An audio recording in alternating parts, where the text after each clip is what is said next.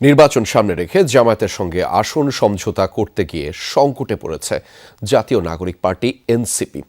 পরিচিত মুখ ডাক্তার তাসনিম জারা ও তাজনুভা সহ কয়েকজন এরই মধ্যে দল থেকে পদত্যাগ করেছেন। নেতারা বলছেন, জোট নিয়ে আলোচনা চলমান, সিদ্ধান্ত এখনো চূড়ান্ত নয়। জামায়াতের সঙ্গে আদর্শগত পার্থক্য নিয়ে এনসিপি সামনে কতটা এগোতে পারবে, এমন প্রশ্ন তুলেছেন রাজনৈতিক বিশ্লেষকরা। বিস্তারিত জানাচ্ছেন সহকর্মী লামিয়া তিথি। রেইনবো অলরাউন্ডার এক্সটেরিয়র পেয়ে বাড়ির বাহিরের দেয়ালের সুরক্ষা নিয়ে থাকুন নিশ্চিন্ত। সাথে পাচ্ছেন 10 বছরের ওয়ারেন্টি। নির্বাচনের প্রাথমিক পর্ব মনোনয়ন দাখিলের যখন শেষ মুহূর্ত, তখনও জোট ও আসন ভিত্তিক সমীকরণ নিয়ে চলছে হিসেব নিকেশ। নানা গুঞ্জনের মধ্যে এনসিপির সঙ্গে জোটের কথা জানিয়েছেন জামায়াতের আমির। জোট গঠনের খবরে মতবিরোধ তৈরি হয়েছে তারুণ্য নির্ভর দল এনসিপিতে। জামায়াতের সঙ্গে জোটের প্রতিক্রিয়া দেখিয়েছেন দলের অনেকেই। কেউ কেউ দল ছেড়ে স্বতন্ত্র নির্বাচনের সিদ্ধান্তও নিয়েছেন। ভোটে অংশ না নিয়ে কেউ কেউ সমর্থন জানাচ্ছেন বিএনপিকে। আপত্তি জানিয়ে শনিবারই আহ্বায়ক বরাবর স্মারকলিপি দিয়েছেন 30 নেতা। ডাক্তার তাসনিম জারাকে এনসিপির গুরুত্বপূর্ণ পদ দেয়া ছিল কিছুটা চমক। তিনি দল ছেড়েছেন, সরে দাঁড়িয়েছেন তাজনুভা জাবিনো। আরও কয়েকজন নারী সদস্য সামাজিক মাধ্যমে প্রতিবাদ করেছেন জোট নিয়ে। অনেকে মনে করছে যে জামাতের সাথে জোটটাই একমাত্র কারণ।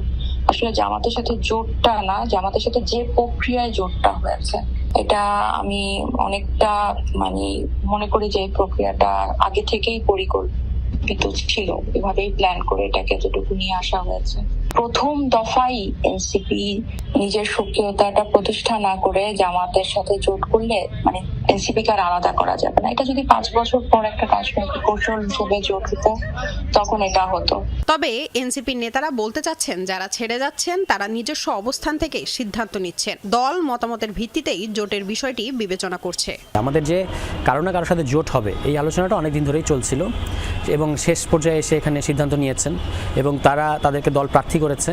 এখন তারা দলের সাথে কথা না বলে এই সিদ্ধান্ত নেওয়াটা, দলীয় সিদ্ধান্তটা না মানা, কারণ আমরা তো একটা দলীয় ফোরামে সিদ্ধান্ত নিয়েছি এবং তারপরে আপনার মনোপুত হলো না, আপনি আসলে দল থেকে পদত্যাগ করলেন, এইটা ঠিক রাজনৈতিক সিদ্ধান্ত আমাদের কাছে মনে হয় না এবং এটা কিছুমাত্র অসাংগঠনিকও। পদত্যাগ বা যোগদান করা এটা খুবই স্বাভাবিক একটা ঘটনা প্রবাহ। আমরা পার্টির যারা নেতৃত্ব আছি, পার্টির যারা সাধারণ সদস্যরা যারা আছি, আমরা পার্টির সিদ্ধান্তের প্রতি আমরা অটল থাকবো এবং এই বাংলাদেশে নতুন রাজনীতিকে আমরা দাঁড় করানোর চেষ্টার মধ্যে দিয়ে সংগ্রামে অবতীর্ণ হয়েছি।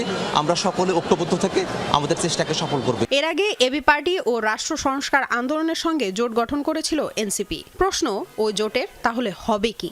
বর্তমান যে অবস্থায়, সেখানে রাষ্ট্র সংস্কার আন্দোলনের কিছু রিজার্ভেশন আছে, তাদের সাথে আমাদের কথাবার্তা হচ্ছে। তো যদি তারা আমাদের এই স্বতন্ত্র অবস্থানটা, যে জোটের পাশাপাশি একটা নির্বাচন কেন্দ্রিক অবস্থান, এ বিষয়ে তাদের সাথে আমাদের একটা বোঝাপড়া হয়, তাহলে তাদের সিদ্ধান্ত এবং আমাদের সিদ্ধান্ত আলাদা থেকেও আমরা ওই জোটে থাকতে পারি। বিশ্লেষক আসিফ শাহান জামাত এনসিপি জোট নিয়ে খুব উচ্চকোণ ধারণা দিচ্ছেন না। তার মতে আদর্শগত পার্থক্য নিয়ে এনসিপি কতটা চলতে পারবে, সেটাই বড় প্রশ্ন। সময় হিসেবে এই নির্বাচনটাকে ব্যবহার করে তাদের অর্গানাইজেশনটাকে তারা দাঁড়াবেন, তারা হারবেন, কোনো সমস্যা নেই, কিন্তু সেইটা না করে তারা এই রাস্তাটা গিয়েছেন। এবং এই ক্ষেত্রে আমার কাছে যেটা মনে হয়েছে, যেই দলটা তাদেরকে একটা বেটার ডিল অফার করেছে, তারা সেই দলটার সাথেই গিয়ে যাচ্ছেন। সো এটাকে পরবর্তীতে ওনারা সামলাতে পারবেন কিনা, বা ওই যে আদর্শিক দ্বন্দ্বের যে ব্যাপারটা, যে কতখানি কাছাকাছি জামাত বা এনসিপি, সেইটা একটা বড় ধরনের চ্যালেঞ্জ এই পার্টিটার জন্য হয়ে যাবে। এনসিপি 125 আসনে প্রার্থী ঘোষণা করলেও মনোনয়ন সংগ্রহ করেছেন আক্তার হোসেন, হাসনাত আব্দুল্লাহ, নাসিরুদ্দিন পাটোয়ারি সহ বেশ কয়েকজন।